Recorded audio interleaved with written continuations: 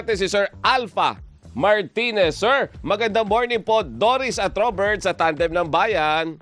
Good morning, sir. Hi, good morning po. Opo. Doris. Yes po. Opo, Good morning. si Miss Doris po at si Robert po ito. Ang unang tanong namin, sir, magjo-join ba kayo? Hindi ba kayo papasada ng 2 araw din Yun. kasama ng ibang mga 2 grupo? araw ba yan, partner? 2 days yun sinabi. Ay. Alam niyo po, magandang umaga po sa inyo, Robert.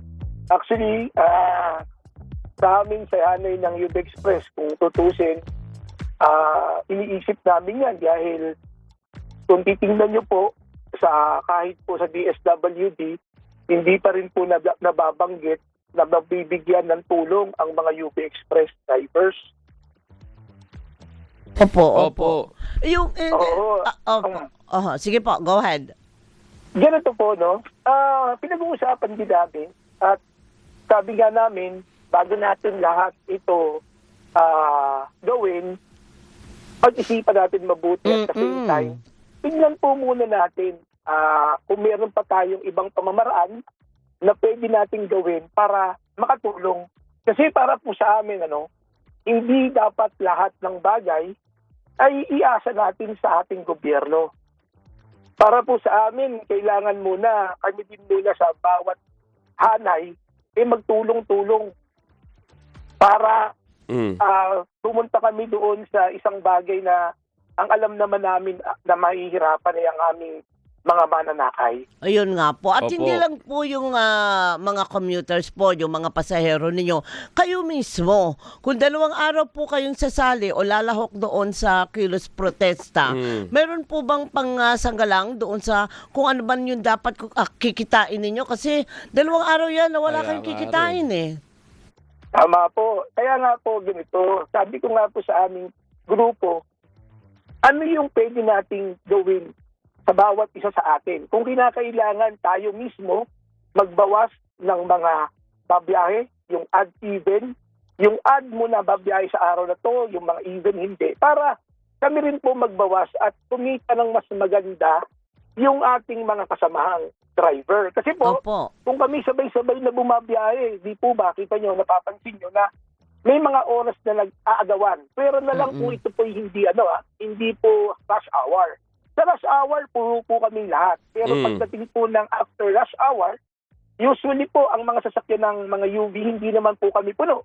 So sabi ko nga po, makakatipid po tayo sa maraming bagay, makakatipid tayo kung tayo mismo sa ating mga agrupuhan ay magsasama at magtutulong-tulong na magbigayan. Sabi ko, gawin muna natin ang makakaya natin. Then saka tayo magsalita, makikita naman ng ating gobyerno na, oy, nakita nyo, nagbawas na kami, marami nang hindi. Gumagawa muna kami ng lahat ng pamamaraan bago kami pumunta doon sa talagang, actually, siguro hindi strike. Talagang, wag na kami maingay, hindi na lang kami babiyahe. Kasi nga po, hindi talaga namin kayang bumili na ng diesel. Oo. Pero, Para mag-holiday po kami. ayun, transport holiday ba ang tawag dyan? Opo. Oo. Yes po. Oo, pero sa palagay nyo, sa initial na pakikipag-usap nyo po sa inyong mga kasamahan, posible po ba na aprubahan ito yung sinasabi ninyong alternate ang pagbiyahe ninyo? Ma'am, actually, hindi naman sa aproban. Kami na po mismo. Ang ibig ko sabihin, sa bawat sektor namin, kaming mga UV Express ay magkasundo, bawat ruta, Oo. na magbigayan. Bawat isa sa atin magbigayan, magtulungan muna tayo na imbis na araw-araw ang biyahe, gawin natin every other day, para lang makatulong sa iba na yung kapwa mo ang makakaganda ang biyahe sa isang araw na ito, then the next day ikaw naman. Kailangan din po naman kasi tayo magtulong-tulong Sir, makukuha ba natin talaga yung approval ng lahat ng ganyan considering ng iba nagba-boundary per day, every day? May binabayaran every day. Paano natin kaya sila mapapa-oo sa ganyan na scheme? Isa po sa mga hiling namin, syempre, yung mga may modern jeep na grupo namin, hinihiling namin na sa mga grupo na inutangan namin na siguro yung interest, tamaan mo na ngayon sa kasalukuyan. Maraming po naman kasi pamaraan para mapatayag natin ang bawat isa. Dahil naiintindihan naman, kesa naman po wala. Kasi naranasan po natin ang pandemic na hindi talaga bumabiyahe. Di po ba? May mas gusto pa namin bumiyahe kami rather than na totally wala. Yun po yung kailangan natin makita na dapat magsama-sama at magtulong tayo na maintindihan natin ang bawat isa. Tulungan natin ang sarili natin bago tayo umasa. Sabi ko nga po sa inyo, no, lahat po ng transport ngayon, ibinibigyan ng ayuda. Pansinin nyo po, ngayon po, kahapon, motorcycle. Ngayon po, ESVS. Susunod, jeepney. Susunod po, delivery. Isipin nyo po, kaming mga UV. Hindi po ba matagal na po kami nag-servisyo sa ating mamamayan? Opo. Naunahan namin ang motorcycle taxi at TNBS.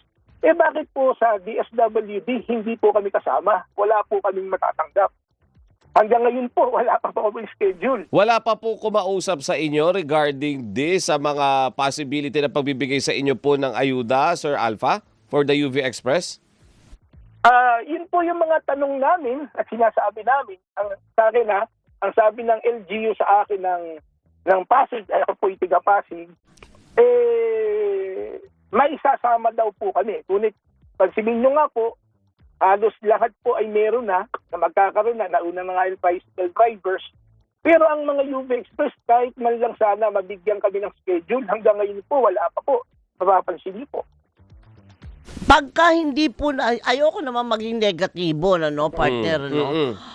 Pero parang, kunyari hindi magkasundo, ano ang backup plan? Ayan.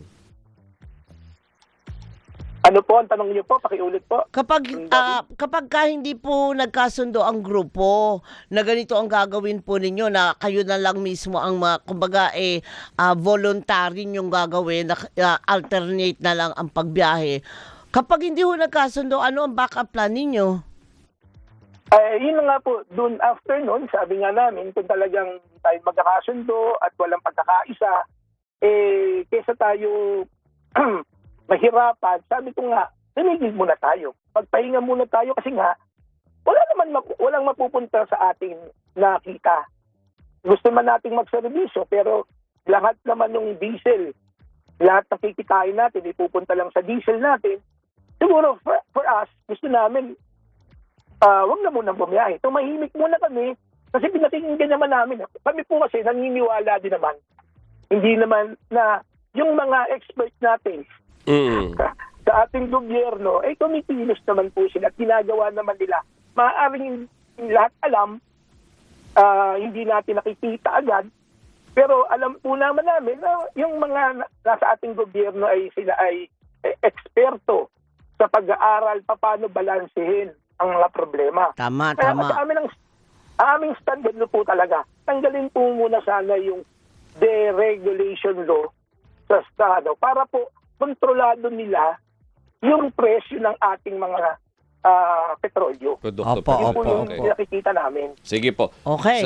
Alam mo, sir, makinig kayo mamaya sa amin ni Robert sa kabuuan na ang ating programa, partner.